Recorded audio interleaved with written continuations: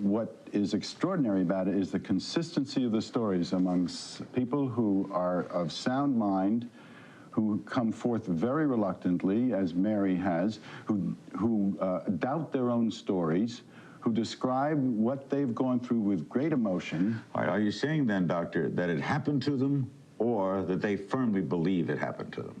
Again, the whole thing has made me re-examine all of these notions of happened, didn't happen. For them, it is completely real, and it is not the product of mental illness. Now, whether it happened altogether in this reality, I don't know.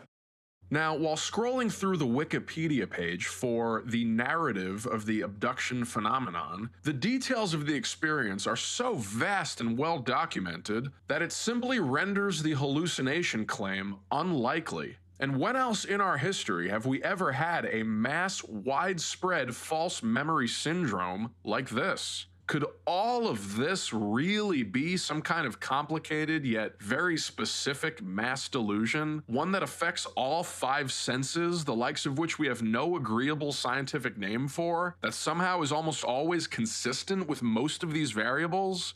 Or are there simply aliens visiting us? Do I speak for aliens? I've never met an alien.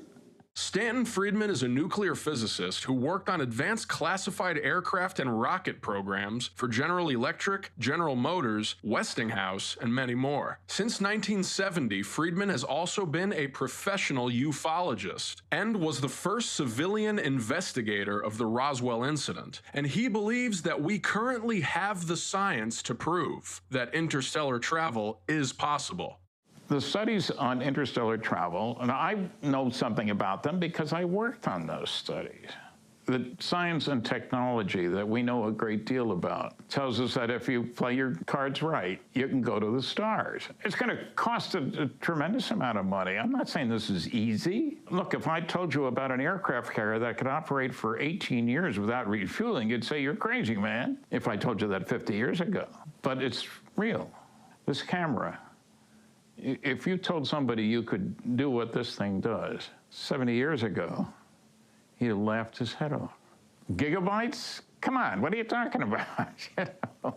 Although alien abduction stories have been told by many American citizens, the official U.S. Air Force word on UFOs is that they are not a threat to our national security. And that has been the official word for over 60 years. I am here to discuss the so-called flying saucers.